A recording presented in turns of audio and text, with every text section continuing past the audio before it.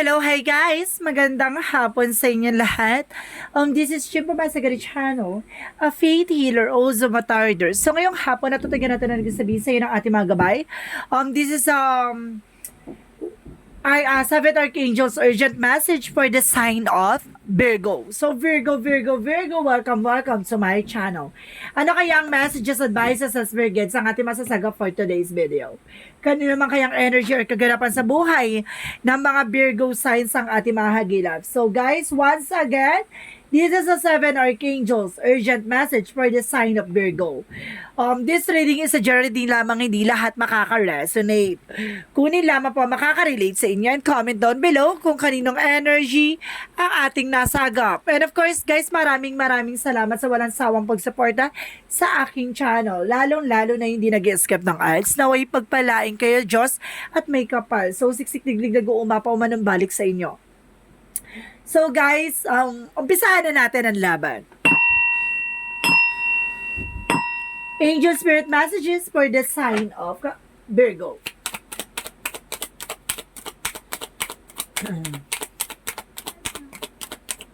And of course, guys, there's Five of Wands. Five of Wands, sinasabi sa dito, there's conflict or there is a competitor, no? Kumbaga sinasabi dito na maraming susubukang kang guluhin. Or sinasabi sa'yo dito na kailangan maging aware ka, no? Kumbaga maraming kalaban, maraming kakompetensya. So, what is additional messages? And because there is a Knight of Cups, there's an offer. Ibig sabihin, there's a, excuse me. There's a romantic offer. So, some of you guys, may mga kakompetensya pagdating sa buhay, pag-ibig, no? Or there's an offer. There's an offer na sinasabi sa'yo dito, galingan mo sa pakikipag laban, no? May kakompetensya o may kalaban ka dito, itong offer na to ay kailangan mo matanggap. Now, there's a Four of Cups. Now, re-evaluate or analyze. Now, bago mo tanggapin yung isang offer, kailangan mo na pag-isipan na maraming beses. And of course, there is Three of Cups. There's happiness, celebrations, or some of you guys, there's a third party involved. Kumaga bago ka mag-take ng action or bago ka tumanggap na isang offer, kailangan i-visualize mo muna. No, it's an offer na makakabuti ba sa'yo? O magdadala sa'yo ng celebration. So, what is additional messages? And of course, there is the Wheel of Fortune. Good luck. No? Ibig sabihin dito, there is a bless na ibibigay sa'yo ng ating mga angel spirit. No? May swerte yung papasok dito with the Ace of Sword. A breakthrough. No? Kumbaga, this is your moment. Ito yung tagumpay na inaasam-asam mo. Tagumpay na matagal mo nang inaasam-asam at matagal mo nang inaantay. So, and of course, sinasabi ng Wheel of Fortune, the Ace of Swords, there is an information na makakapag ka na, there's a Six of Wands, so there's a victory and success na magtatagumpay ka dito. So, double clarification that kumbaga may tagumpay na magaganap, no? Kumbaga umikot na yung kapalaran, this is it, nagti. So, what is the Five of Wands? So, there is a Two of Pentacles, being balanced. Kailangan maging balanse ka. Practical over material over. Na parang ganon. So, sinasabi sa dito, kailangan sa buhay eksena mo, sa buhay na ginagalawan mo, kailangan marunong ka makipagsabayan, no? So, what is the Knight of Cups? Knight of Cups represents the Star card. A wish fulfillment. An offer that you wish for. Na may mga bagay na hinihiling tayo na may isang kataparan, na makuha natin yung offer na yon na matagal natin gusto makuha. And of course, there is Four of Swords, listen to your intuition. Listen to your gut feeling. Lagi ka makikinig sa iyong mga guardian angel. Kung ano itong offer na to ay tatanggapin ko ba or hindi, parang gano'n. So, what is the Four of Cups? So, there is a Queen of Cups, no? So, ibig sabihin, there is an healing. Magkakaroon ng healing dito in all aspects. So, before that, so sinasabi sa'yo dito na mayroon kang kailangan i-visualize and of course, kailangan pag-isipan na maraming beses, no? So, what is the Three of Cups? So, there is a Seven of Cups, no? There is information na parang naguguluhan ka o there's a Three of... Okay. There's a third party involved na nagugulo sa inyo, no? So, what is the Wheel of Fortune? What is the Wheel of Fortune is here? So there is a there's an Eight of Swords, and of course there is a Knight of Swords. Kumbaga sinasabi sa'yo dito, magkakaroon ka ng mental clarity. Magkakaroon ka ng kaliwanagan dito na kailangan mo nang kumawala sa toxicities. Or baka natauhan ka na. No, parang natauhan ka na dito na you need to detach from the situation. Kailangan mo nang kumawala sa sitwasyon at kailangan mo nang kumawala sa mga negativity, no? So let's see what is the Ace of Swords, and of course there's Six of Wands. So there is Five of Cups, no? There is a regret. So, sinasabi sa'yo dito na kailangan maging, kumbaga, maging wais at maging listo ka dito sa pagdidesisyon. The Five of Cups represent regret para sinasabi sa'yo dito para wala kang pagsisihan sa huli. So, what is the Five of Wands? And of course, there is Two of Pentacles.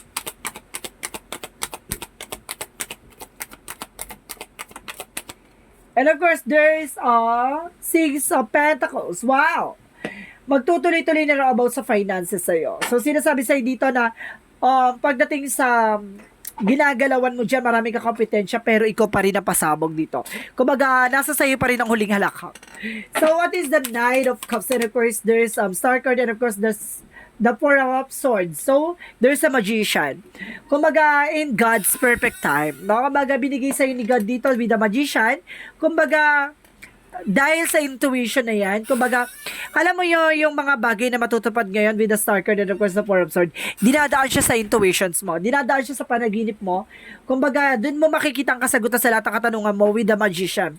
Magician is God. So, sinasabi sa'yo dito, kumbaga may mga bagay na mamamanifest ka na. So, what is the Four of Cups and of course the Queen of Cups? So, there is a temperance, a perfect timing. So, this is the timing na.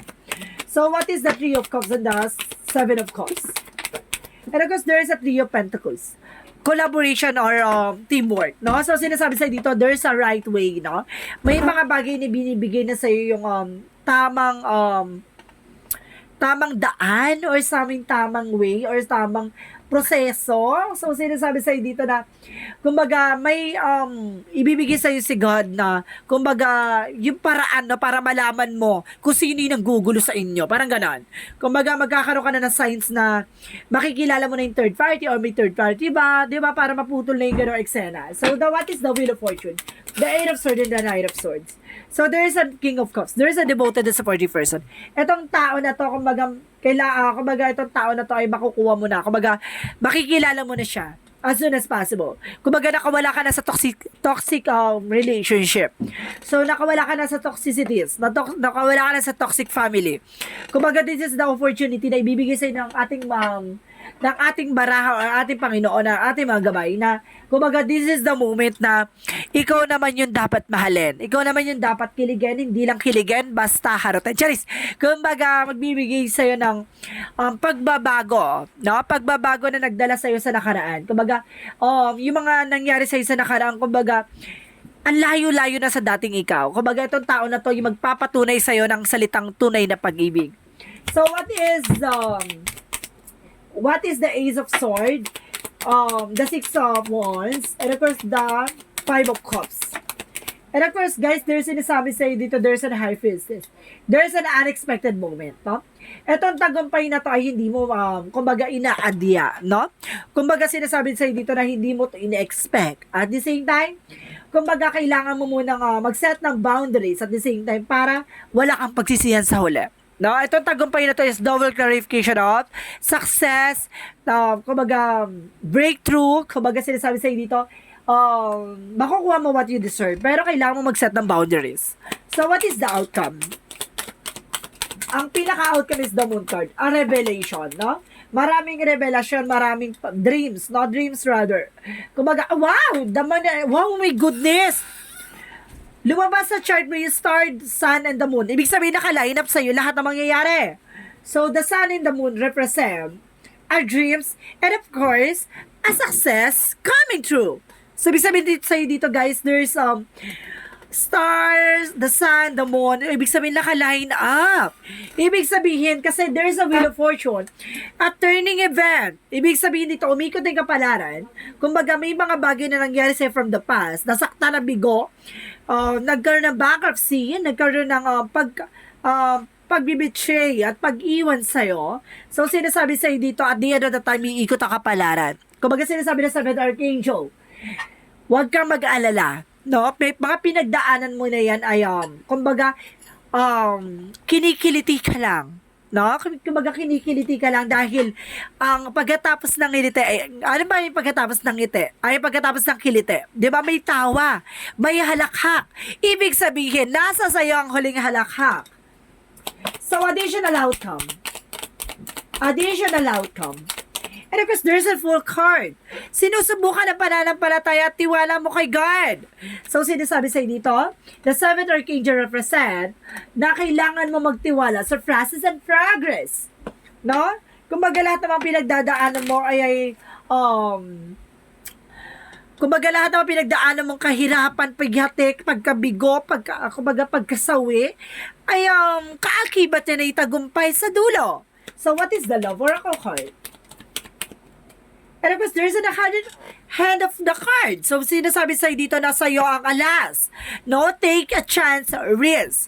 Kung sinasabi sa'yo dito, wag na ipapakita kung ano yung pinangahawakan mo, kung ano yung alas mo. Diba? Basta nasa sa'yo ang huling halakak, nasa sa'yo yung alas. So, what is the yin and yang oracle card? What is the yin and yang oracle card?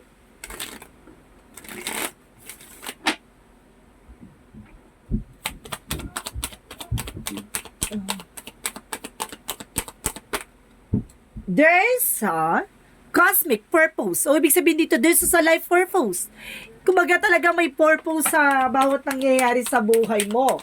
There's a north node. Very cosmic. Ibig sabihin talaga nakatadhana, talaga nakalaan, diba? And of course, sinasabi sa'yo dito, ito yung fear na to by limitation, kailangan mo tong alisin. At ang kailangan mo, there's a third eye. Maaring pinapatalas ang iyong kaisipan at ang iyong pananaw or yung mga bagay na kumbaga dapat mong nabivisions. And of course, there's a clarity. Magkakaroon ka ng kaliwanagan in all aspects. So, ibig sabihin magkakaroon ka ng solusyon or magkakaroon ka ng kasagutan sa lahat ng iyong katanungan. What is additional messages? And at the same time, there's a problem solving. I told you so. Resolution. So, ibig sabihin masusolusyonan natin. At the same time, there's a enlightenment. Magkakaroon ka na ng kaliwanagan. My goodness, ang ganda. And of course, guys, there's oh my God, third eye. Dalawang beses pinakita yung third eye, clairvoyance.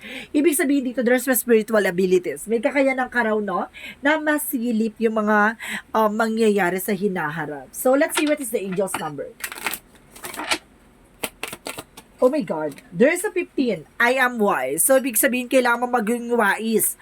Your love for others is powerful and you are able to spread your gift of support and far and wide. Your curious and social nature brings you in a contact with variety of people. All who would benefit from your warm, heartfelt words of wisdom. Ibig sabihin dito, sa pagiging mabusila ka, pagiging mabuting tao mo, no? Minsan naaabuso ka na minsan kailangan mo maging wise, no? Kasi the more kasi na parang pinagbibigyan mo, mas lalo silang inaabuso ang kabaitan mo. So, what is the Jesus loving quotes? So, sinasabi dito, guys, all things whatsoever you desire, all things whatsoever you shall ask in the prayer, believing you shall receive. So, ibig sabihin daw dito, lahat daw ng bagay na dapat mong pinagdadasal, no, sa ating Panginoon, maniwala ka lang daw na matatanggap mo yan, no? Ayon sa kalooban ng Diyos. So, what is Archangel Michael messages?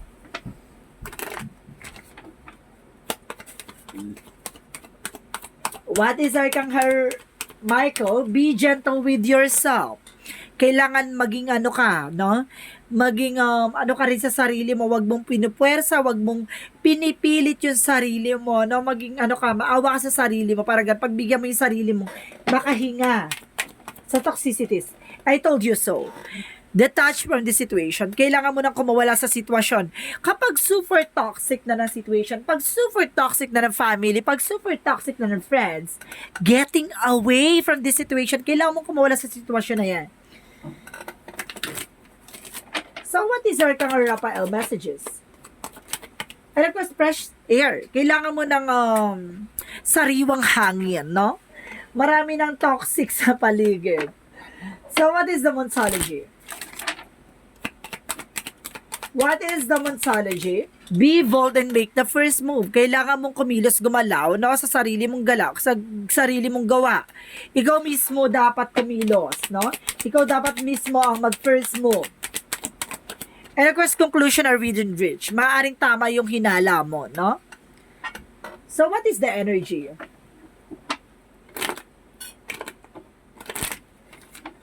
What is this energy?